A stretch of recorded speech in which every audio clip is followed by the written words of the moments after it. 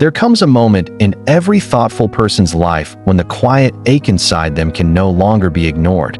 The ache that whispers that they have been living not as who they are, but as who they were expected to be.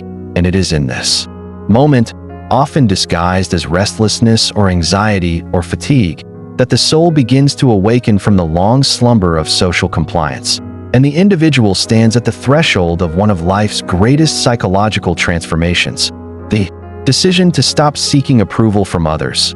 Carl Jung, the Swiss psychiatrist and founder of analytical psychology, understood with rare clarity the invisible chains that bind people to the expectations of the collective, and in his vast body of work, he described with chilling precision how the human psyche becomes distorted when its need for validation eclipses its longing for truth, authenticity, and inner peace. From the earliest days of childhood, a human being is conditioned to associate love with obedience, acceptance with conformity, and approval with worthiness, and slowly, layer by layer, this conditioning constructs a fragile but socially acceptable identity, what Jung called the persona, a psychological mask that allows the individual to function in the outer world while simultaneously concealing their deeper, truer self. At first glance, the persona appears harmless, even necessary, because in order to survive in society, we must play roles.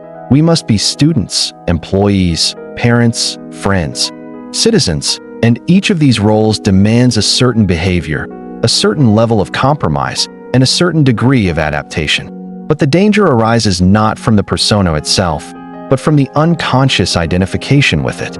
When you begin to believe that you are your role, when you forget that beneath the mask lives a more complex, contradictory, and vibrant self, you lose access to your own inner authority. This disconnection, Jung argued, is not merely psychological. It is spiritual, existential, and it manifests as a persistent anxiety, a haunting sense of inauthenticity, a quiet despair that your life does not truly belong to you. Because as long as your self-worth is tied to the shifting tides of social approval, your life becomes a performance, your choices become rehearsed, and your joy becomes conditional on applause that may never come. When you live for approval, you are never truly free. You are imprisoned not by bars or walls, but by the imagined judgments of others, by the fear of disapproval, by the illusion that to be loved you must first be pleasing, agreeable, and safe. And in this psychological prison, the greatest casualty is authenticity, the courage to feel your feelings without shame, to speak your truth without apology, and to live your values without compromise. Jung's revolutionary insight was that true freedom does not come from escaping society, but from ceasing to derive your identity from its expectations. He believed that the journey to psychological wholeness, what he called individuation, requires a withdrawal of projection, a reintegration of the disowned parts of the self, and a fearless confrontation with the shadow, the hidden, suppressed, and often feared dimensions of the personality that have been denied in the name of social acceptance. And it is here, in this shadow, that the approval seeker meets their deepest wound. Because the shadow contains everything the persona cannot allow: anger, ambition, selfishness, erotic desire, rage, sorrow, pride, and power. All the feelings and impulses that you were taught were unacceptable and therefore buried.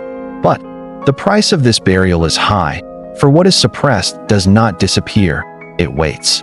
It waits in dreams, in anxieties, in moments of unexplained fear or shame. And until it is faced, it silently governs your decisions, your relationships, and your ability to love yourself. When you begin the process of withdrawing from the need for approval, you do not become hostile, arrogant, or disconnected from others. You become honest. You begin to see the invisible games you've been playing to secure acceptance, and you begin to release them. You start saying no where you once said yes to avoid conflict. You start speaking the truth where you once smiled to keep the peace. You begin to walk away from situations, people, and environments that demand your silence in exchange for approval. And this is not rebellion. It is awakening. The transformation is not immediate, and it is not painless. Because to stop seeking approval is to disappoint those who benefited from your compliance. It is to be misunderstood, to be called selfish or distant or not the person you used to be. And yet, What greater affirmation of change than to no longer fit into a mold that was never meant for you?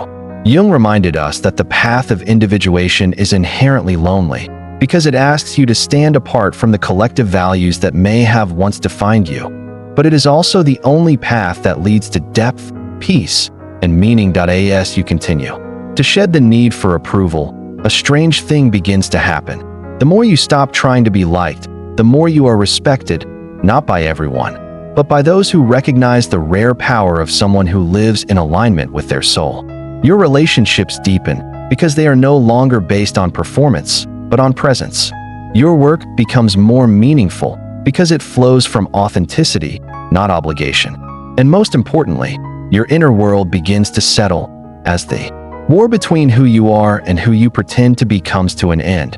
Jung taught that the goal of life is not perfection, but wholeness, not the removal of flaws, but the integration of opposites. When you stop seeking approval, you begin to accept that you are not only light, but also shadow, not only kind, but also angry, not only generous, but also self-serving at times.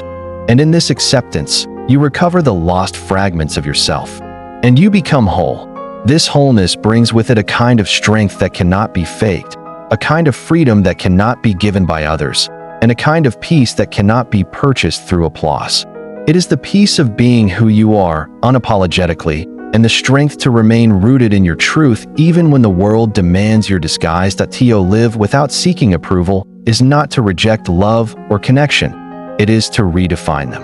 It is to understand that love which is conditional on your silence is not love but control, that connection which demands your performance is not connection but codependence, and that respect which requires you to betray yourself is not respect but manipulation.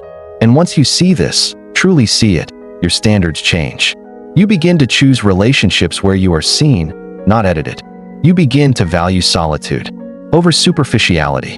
You begin to cultivate a life that reflects your inner truth, not just your outer roles. This shift does not require you to abandon the world or become immune to feedback. Rather, it asks you to remember that your worth is intrinsic, your truth is valid, and your path is sacred, even if others do not understand it. Jung's psychology is not a call to egoic independence, but to soulful integration, a state where you no longer beg for crumbs of approval because you have learned to feed yourself from the richness of your own being. The world may still judge you, reject you, or misunderstand you, but you will no longer tremble, because you will know who you are. And that knowing is the beginning of everything. So let this be the invitation, not to please more, not to adapt better, but to awaken fully, to return to the hidden, honest core of your being and live from there, boldly and without regret, because when you stop seeking approval, everything changes, and that change is the beginning of freedom.